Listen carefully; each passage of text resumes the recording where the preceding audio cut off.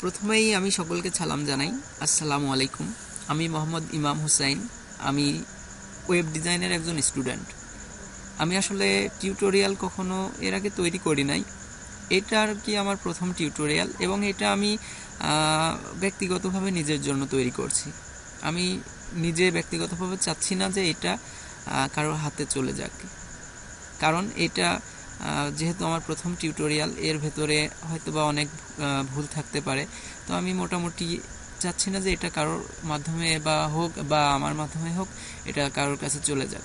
তারপরেও আমি একটা কথা বলে রাখতে চাই যে যদি কখনো এটা কারোর মাধ্যমে কারোর কাছে চলেই যায়, তাহলে এর ভেতরে অনেকে আছেন, এর ভেতরে অনেক ভুল ধরতে পারেন। তো তারা যেন এই জিনিসটা একটু সুন্দর দৃষ্টিতে দেখবেন, কারণ আমি একজন স্টুডেন্ট।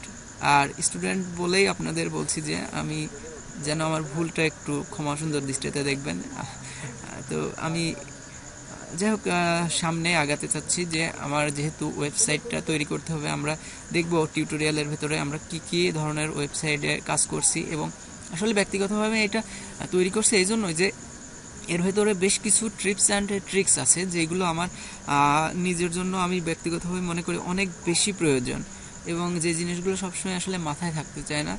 অনেক হিউজ কাজ তো এর ভেতরে, HTML CSS এর ভেতরে কিছু যে কোয়েরি, তো মোটামুটি বেশ জটিল একটা বিষয়। তো এর ভেতরে যেই কাজগুলো আছে আমার কাছে একটু মনে হয় যে জিনিসটা আমি নিজের মতো করে যদি একটা টিউটোরিয়াল তৈরি করে রাখি এর বিষয়ে, তাহলে আমি সহজেই পরবর্তীতে এই জিনিসগুলো কাজের ক্ষেত্রে আমি কাজে লাগাইতে পারবো। তো এই জন্যই আর কি বিশেষ করে আমার এই টিউটোরিয়ালটা তৈরি করা। তো সেই ক্ষেত্রে দেখি আমরা টিউটোরিয়ালের ভেতরে মোটামুটি আমরা কি কি কাজ করব, আমরা দেখি আস্তে আস্তে আমরা আগাতে থাকি। তো ধন্যবাদ।